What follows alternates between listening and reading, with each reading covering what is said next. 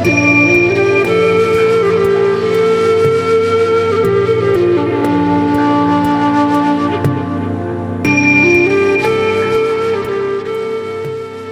back to the Anxiety Slayer podcast. I'm Shan Vanderleek here with my wonderful friend and partner, Ananga Sivir.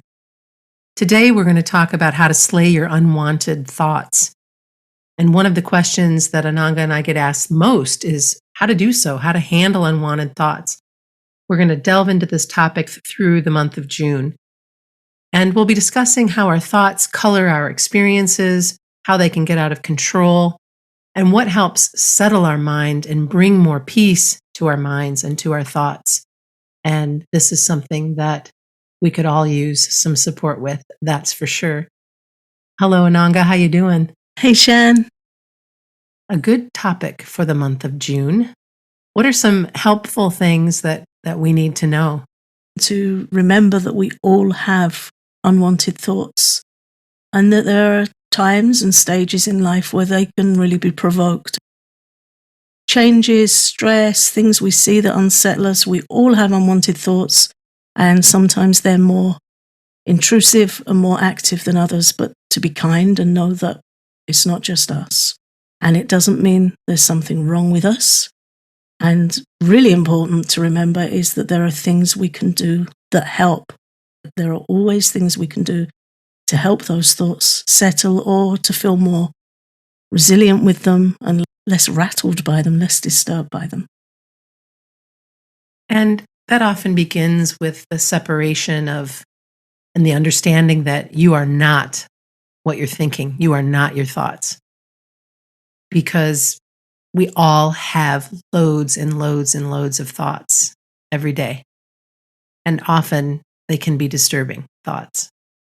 But when you realize that you are not your thoughts and that the thoughts that sometimes come through, the ones that are quite scary, are not facts. And by working to understand this, you can really hold on to this and have more peace of mind by knowing that this is the key. This is what's true. Just because this is flying through doesn't mean it's real. I'm not going to let this stick. I'm going to do whatever I can to let this pass. The more we can do to help ourselves feel resilient in the moment and find what works for us to get us through the day with as much presence and peace and gratitude as we can, while remaining compassionate to what others are going through. How can we live with as much peace and resilience as we can? We have all been through so much over these last few years. And just being in a space of knowing that there is some peace that you can find, that there is a way to carve it out, that there is a way to look after yourself and be in the present moment and allow for the joy that is there along with the sorrow, along with the stress, and along with the anxiety, and being able to untangle that, be with it the best that you can. And there's a practice that we've talked about before that I think I'd like to dig in a little bit deeper, and that's being able to watch your thoughts and be detached by watching your thoughts, or detached thought watching. Mm. And you've talked about that before, that's an Ayurvedic practice where you imagine your thoughts floating by on a stream with detachment, or floating by like the clouds in the sky. And yeah, I know we have a guided relaxation in our Patreon that we have done that is helpful for watching our thoughts without becoming stuck or hooked by them. Yeah, and detachment is the key, because it's when we attach into our thoughts that we suffer. So it's like people watching. You may be sitting in a coffee shop watching people go by, living their lives, but it's not your circus. It's not relevant to your life. And sometimes we can just have that detached awareness with our thoughts. It's something we can practice, and it's something we'll have to keep practicing. And it's really important to understand with our thoughts that we're not just going to have one day that they're in check and that's that, but we can evolve in the way that we deal with them, and we can have things that we go to for mental maintenance, mental support. And this is a really good technique. Cloud watching or watching leaves on a stream, they're just going past all the time. Another leaf, another cloud, another thought. That's how it is in our mind. But the suffering doesn't come from the thoughts themselves. We suffer when we believe them. Right. Then our mind can become a tyrant. Our mind can become a bully, and we become a victim of our thoughts. But it's when we believe them, it's when we take them for fact. And then if we're not careful, we switch our perspective on them and we associate into them. And then we've created a whole scenario in our head, which is challenging our nervous system and escalating our anxiety. And that we can work to change. That doesn't have to be that way. It's something we can learn to work with. Everything's happening in our mind. Our mind can have us pinned up the wall, and it's the most awful situation. But it's all the frame of reference we give things. I've had days with a serious medical diagnosis when I've been pretty calm and peaceful and accepting. And then other times with something less serious where my mind's just not having a good spell and I'll be really anxious. And that's how it is sometimes. So sometimes we need to take better care. But I like to mention that there is the possibility that you can go through heavy things and feel quite peaceful and grounded and accepting and okay with it, because there is that possibility. But also we need to understand that the mind is going to have good days and bad days. And there are days when we just need that extra care. And this is a good practice. It's a good practice to learn.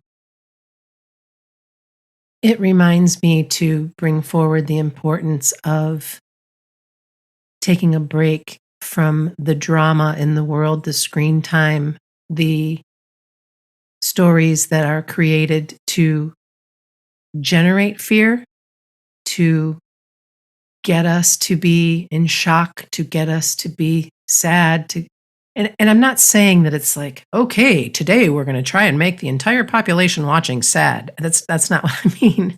But let's face it, the headlines are not little fluffy clouds headlines. They're meant to draw your attention, and they're meant to bring you into some train wreck that you can look at and be so grateful that it's not yours, right?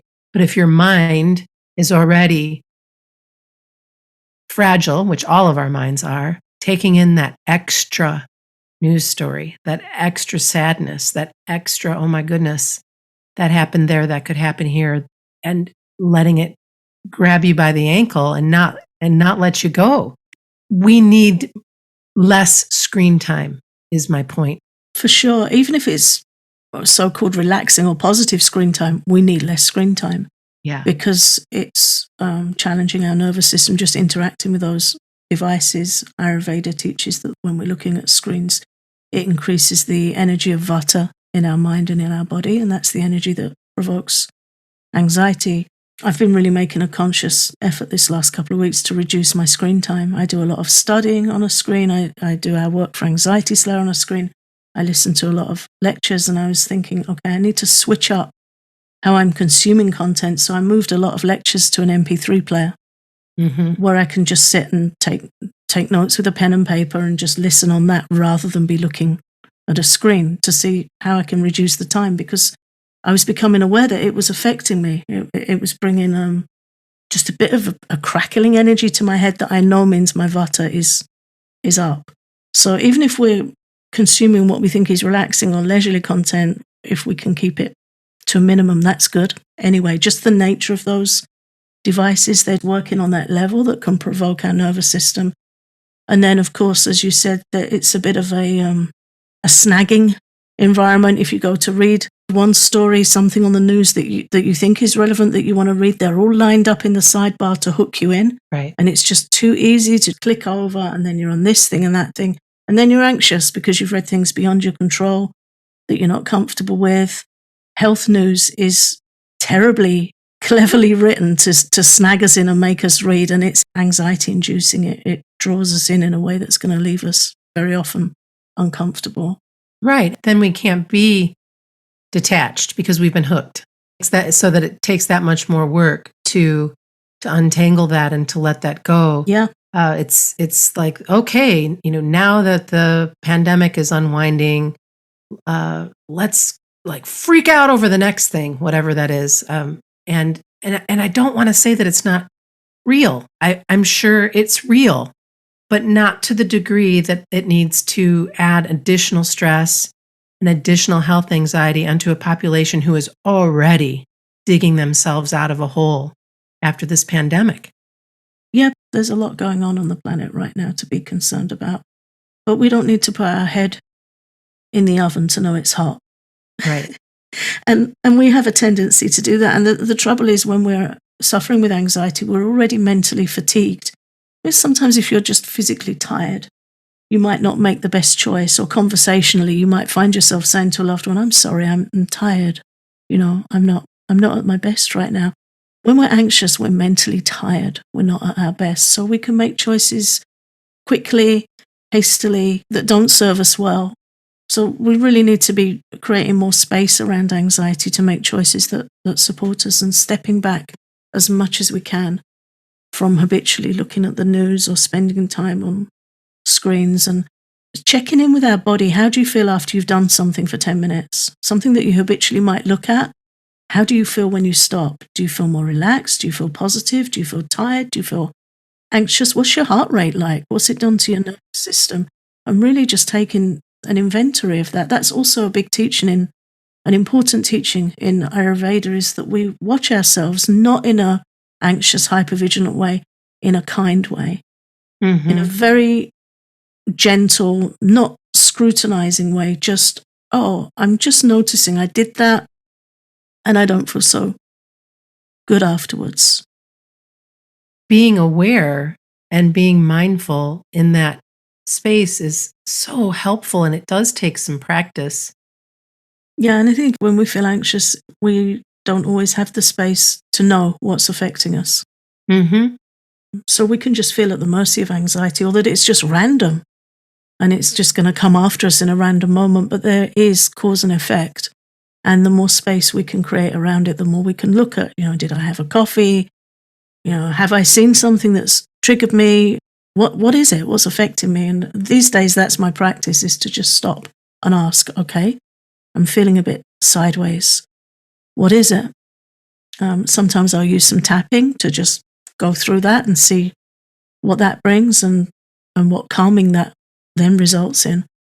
But it's just important to have that space where we can ask, okay, did I eat something that's upset me? Have I heard something that's upset me? There's cause and effect.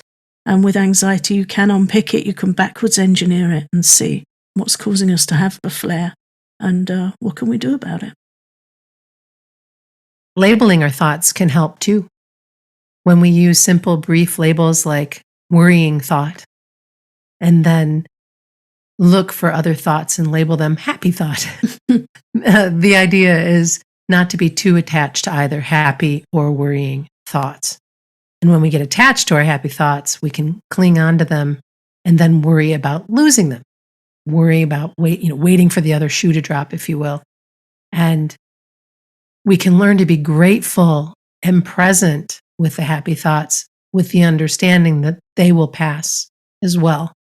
That thoughts really are like the weather, and they're always changing. And clinging on to the good ones and dreading the bad ones isn't healthy for us. So what is healthy for us is practicing letting it all come and go, labeling it for what it is, letting it go. Yeah. Of course, we have a tendency to want to hold on to the good things, and we dread the so-called bad thoughts. Mm-hmm. But if we can practice letting them come and go without such an intense impact on us, we'll feel less anxious. I was listening to a lecture a few days ago with somebody that I very much respect, and he was talking about some teachings in the Bhagavad Gita. There are so many verses in the Bhagavad Gita where it's recommended that we learn to tolerate, and the examples are used like heat and cold, happiness and distress, the winter and summer seasons, tolerating it all, or being equal to it all. And somebody was asking the question, how do you learn to tolerate things that are uncomfortable? And his response was to practice with the things that are comfortable, because we're supposed to have equanimity. We're supposed to be equal to all things. It's easier to practice with a happier moment. Not that we're negating it or denying it. We're just not clinging to it. It's just non-attachment.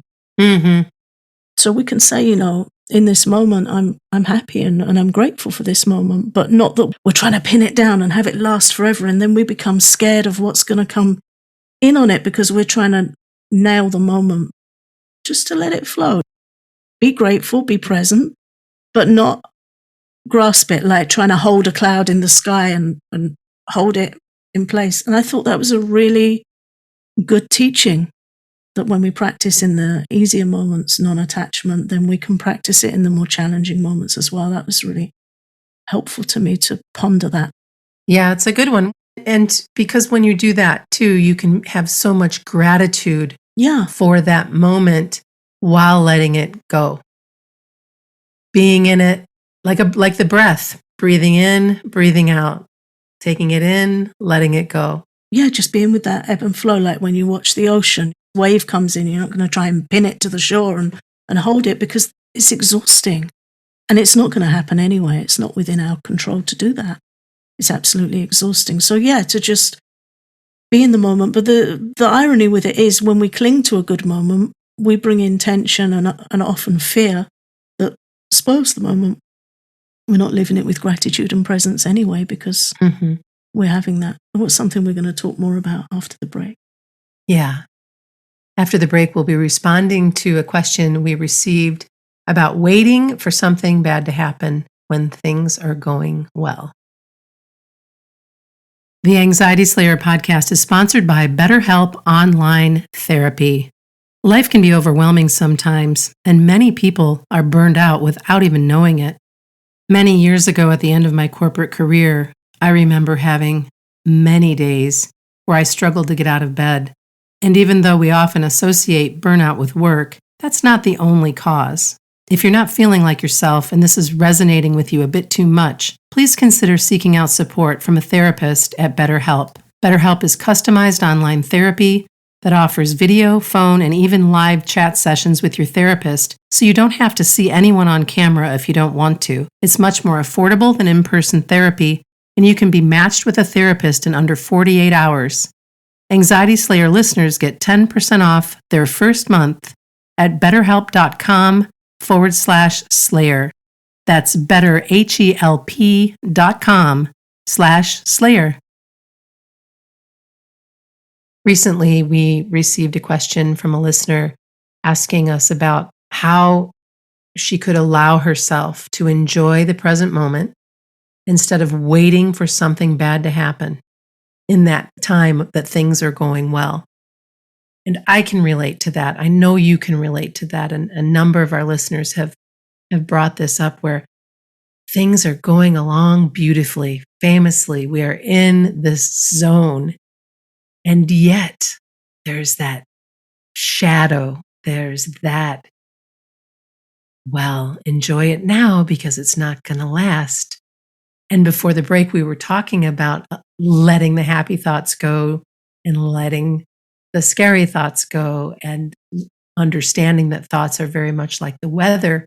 But this is a little bit different when we're waiting for something bad to happen, almost like it's a toll that we have to pay for the happiness. It's quite challenging. Yeah, it's a really uncomfortable experience. And it can come because it's our nature to do that, like an anticipatory anxiety, which I've shared in recent episodes. I certainly suffered with when I was younger. And I would feel almost like I'd paid a tax where I got so worried about something happening to my parents that I'd suffer so much that it was like, even if it happened, it couldn't be as bad as what I was already suffering. It's like paying in advance in such an awful way. That was certainly something my mind would do when I was young. So that's one way it can happen. Another way it can happen is if it's informed by past trauma. We might have had experiences where we were having a perfectly good day and something happened that was shocking to us. Some bad news might have come in, or a difficult experience, or we may have become unwell. So then the mind can become hypervigilant and it can think, well, the last time you felt okay, this happened. So it's got that kind of preemptive warning feeling to it. Both feel awful. Both are very challenging, and they can be supported. It's going to take a little work, but it's worth doing. And this is where being immersed in the present moment makes all the difference. When we try not to think about something, we can be sure that it's all we'll think about. Yeah. So we have to redirect our mind. In the work that I do with Dr. Dane here in Access Consciousness, he'll often say, whatever you do, don't practice this clearing, for instance, knowing that we're all going to practice it if he tells us not to do it. Whatever you are told not to do, if you think of yourself as a kid, like, okay, I'm not supposed to have an extra cookie, and I'm going to sneak in the kitchen and get that cookie out of the cookie jar or whatever. It's human nature to want to dig into what we think we can't have. And at the same time, to be in that space of knowing that, okay, that's true. How can I redirect my mind? How can I gently take this from where I'm at and change this? Mm-hmm. Practice. What do we do? Yeah. You tell somebody not to think about something, it's like a direct instruction to the mind to think about it. It is. Something that really helped me with this was from Toni Bernhardt's book. She's the author of a book called How to Be Sick. She's written about 4 books, actually, but I think this was her first. It's certainly the first I read of hers. She's an incredible person that lives with chronic illness. She wrote her book laying flat on her back with a laptop on her chest. Quite a remarkable soul. So someone I'm willing to listen to with respect. She has a teaching where when dreadful thoughts break into a good day, we're like a breath away from imagining them and letting them play out in our minds. And at that moment, what helps is to intervene and state the truth of this moment. So we might be sitting somewhere having a reasonable day. We could be with friends or family or on an outing or just at home having what we think is a good day. And then the mind will come in and say, well, what about this? What if you're sick? What if this could happen? And it's really quite like a haunted mind, the way it can do that. And if we're not careful, we will let that play out. We'll believe it as a possibility or as a truth, worse still. And then we're off and we'll have created a scenario. And in that moment, if we can just take a breath, because what's happening in our mind is fear fiction. It's not fact. So if we can just take a breath and step away from going down that rabbit hole of horrible imaginings and just state what is happening, what I know to be true in this moment. Something so simple. I'm sitting in my chair with a cup of tea. I'm sitting with my friends on a picnic. I'm a woman having a good moment with my family. And as far as I know, in this moment, everything's okay. But just bring it back to what's right in front of your nose instead of what's going on in your head. Brene Brown talks about this as well. I remember that she described fear breaking into a happy family moment and how she chose to hold both the vulnerability and the joy of being with her family. And of course, that takes practice to be able to hold both. But it's a very real experience for most of us. Brené Brown's a great teacher. She sure is. She teaches a lot about vulnerability and writes very transparently and very honestly. And she's a good person to hang out with and read. It's always helpful when our mind's struggling with unwanted thoughts to fill it with good thoughts and good people that we can spend time with and learn from. I recommend reading her books. And she has a nice quote that says, the level to which we protect ourselves from being vulnerable is a measure of our fear and disconnection. We tend to think in black and white. That's what our minds do. But there are so many colors to our experience, and the most loving and happy moments can be the most tender. And still, that doesn't mean anxiety has to wreck them. We just practice and practice and practice at softening the grip of anxiety. It's important to mention here something you and I were talking about before we started recording this week's episode, that often when we're working with the mind, the best way to do it is not from within the mind, but through the body, through simple practices like oil massage, taking a bath with Epsom salts. Ayurveda teaches that there are lots of things we can do via the body that calms the mind, that calms the anxious nature of the mind, that calms the rate of thoughts in the mind. Sometimes just taking a warm bath with some Epsom salts and lavender oil can really calm things down. And of course, if you do it regularly, then it's even more supportive.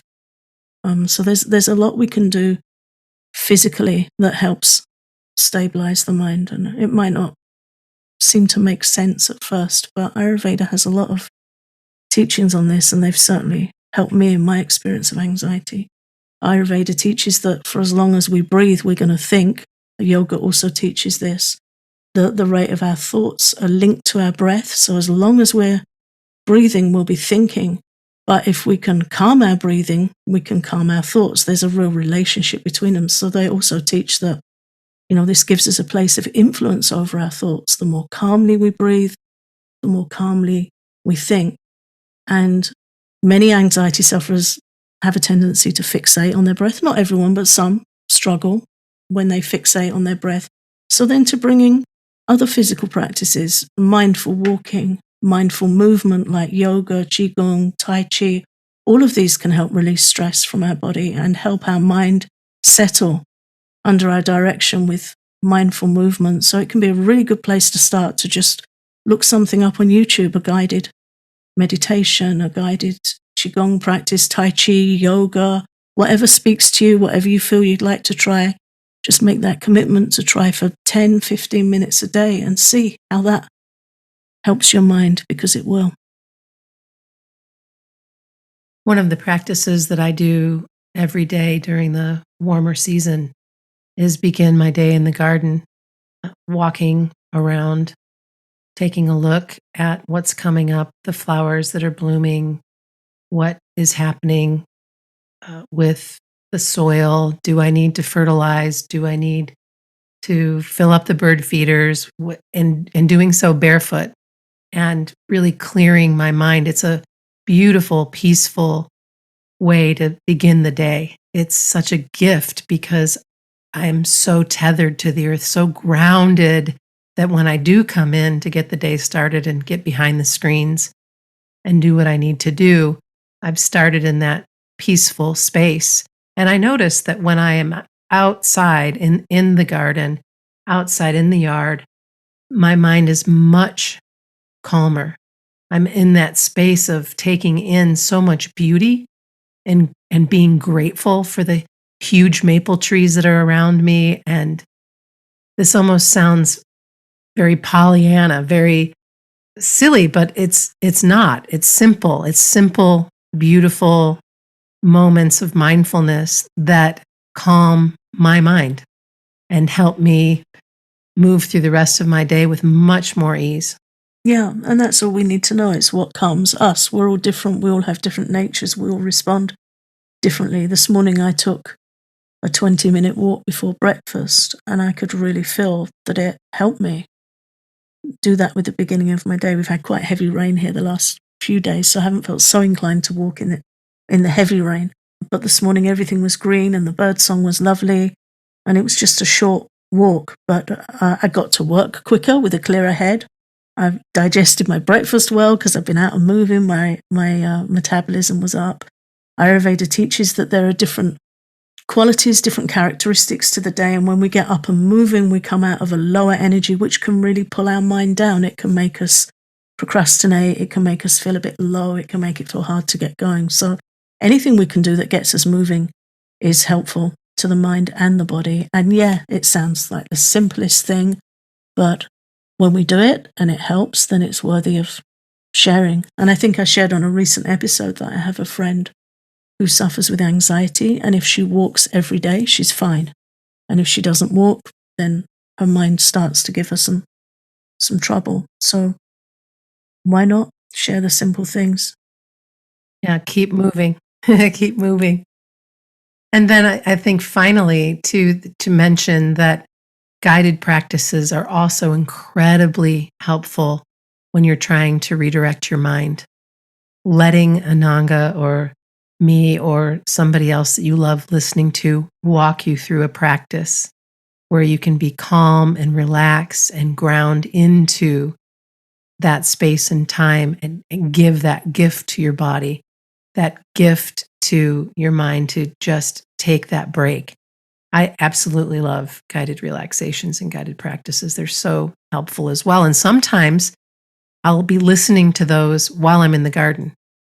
I'll be listening to a soothing voice or soothing music when I'm in a space where, for instance, somebody's cutting the lawn or something's going on in the village and there's noisy things going on that are not the sound of birds or peace, to let those practices in to just keep me in that space while I'm grounding. I find that helpful as well. Yeah, I think the great thing about guided practices is, again, when we're anxious and we have low energy, to direct ourselves to do something that's going to help us. Sometimes we just feel too tired or overwhelmed, or we just feel confused and we don't know where to start. That's something we hear a lot. Where do I start? That's a good place to start.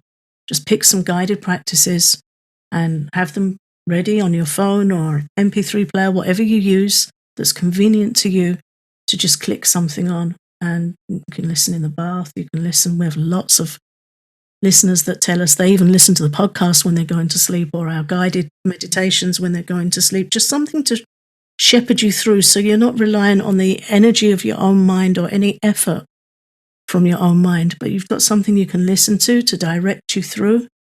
A nice practice. And we've got lots of different types. Breathing, some are a little more hypnotic, some are journeys. See what speaks to you. Sometimes people just like to be read a bedtime story. That's a really popular thing. See what speaks to you that shepherds your mind, a gentle redirect into somewhere that feels calmer and more comfortable. Have it ready to go. And it's a great way to switch out from unwanted thoughts and settle the mind. It really is.